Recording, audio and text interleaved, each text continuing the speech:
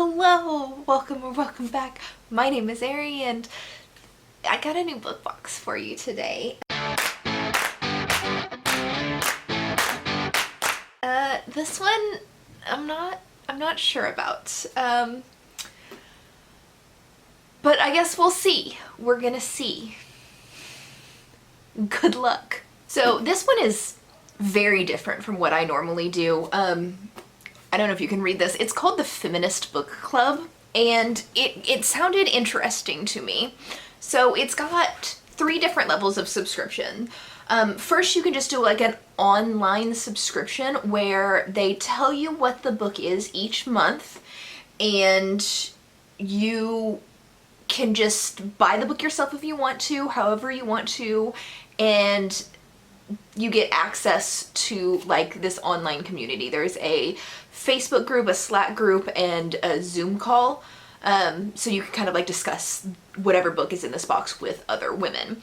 The second stage of this book club is they just send you the book, plus all of the previous access. And the third stage is what I have. We have the feminist book, and then the online access, plus like a bunch of knickknacks from women-owned businesses. So it's like multiple levels of support. You're supporting women through the feminist book, and then you're supporting like women-owned businesses. And I think all of these books are backlist titles, and the community can vote on which book that you have available or that we're gonna read for the next month. Or probably you're voting like a couple of months ahead of time. They also tell you what the book is in the box before you receive the box. So if it's a book that you already own or you've already read, you can go through their store and swap it out and get a different book that you just don't have, but you can still participate in the talk about a book that you already own or already read, where you can still get the stuff, but maybe not a book that you don't need. I did get an email the other day, and I'm a little confused about this box. If I read it correctly, it said that I need to like sign up for this box every single month, that it's not like automatically going to renew my subscription, that I have to like go out of my way to sign up for it. If that is the case, this is the only unboxing you're ever going to see of this, because I don't have time for that. I'm never gonna remember to re-sign up for a box every single month. So we'll find out in February if I have this box or if this is gonna be a one-off unboxing. We'll all be surprised together, because I thought I signed up for like a reoccurring subscription, but the email confused the hell out of me. So what this comes with is the book of the month, 3 to 5 unique products from small women-owned businesses, a pamphlet introducing to each feature brand, which is cool. Any information about brands and stuff I always link down in the description if I get them in the box. You get a handwritten note from the founder of the team, which is cool. And then like login details and stuff like that for all of the book clubs, which I will not be sharing in this video. They donate 5% of all total sales of these boxes to women's based charities. This starts at $49, or I mean the box with all the goodies in it is $49 a month. So just, if it's in your price range, or if you just want to read a bunch of feminist books with a bunch of other feminists, then sign up to join the online thing. I don't know. I'm iffy on if I'm going to join the online discussion. I think it's going to depend monthly on what book comes in the box, whether I want to talk about it with other people or not. So let's go ahead and open the box. You guys, as always, oh, maybe if I can open it. As always, you guys get first peek inside the box. Oh, that's cool. I like it. It's pretty. We can use that as the thumbnail. The first thing right on top is a little note that says, Ari, welcome to the Feminist Book Club, from Renee. I don't even know if this is gonna focus enough. There we go. I think that. So that's sweet, just having like a little card right on top. So next up is a little pamphlet that basically gives you a lot of information about the club, and then there's information about like each of the stores that the items come from inside of here. It does tell you that next month theme is going to be Fat Liberation, and this month's theme is Courage. So I don't remember if it said what the book was and I just forgot, or if because I signed up for this kind of like late, then I just was never told. Next, it looks like we've got a calendar in here.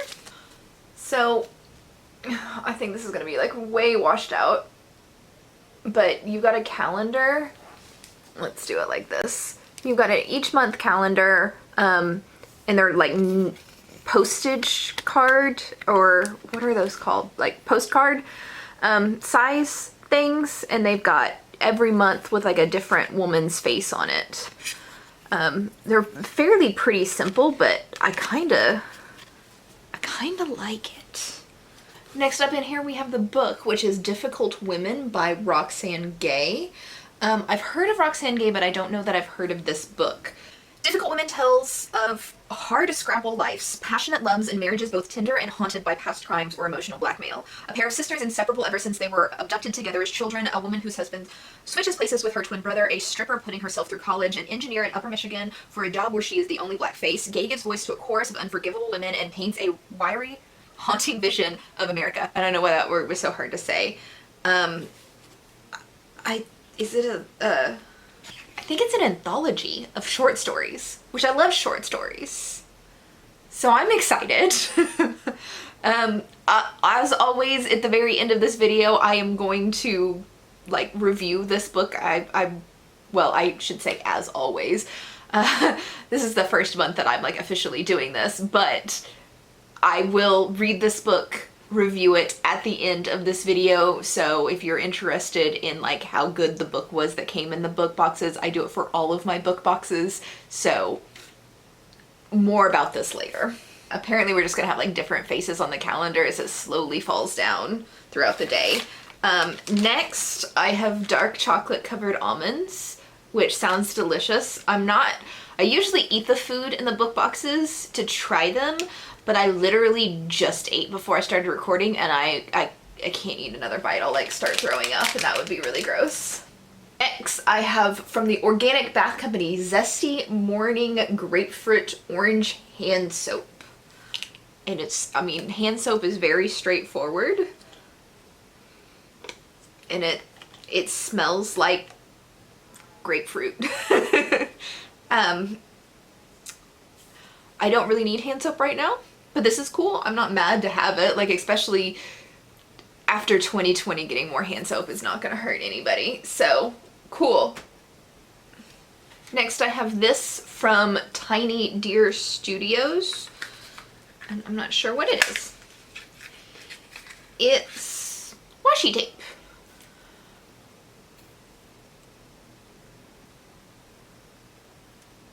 So I've never owned washi tape in my entire life, but I'm not mad to have some, and this one's really pretty.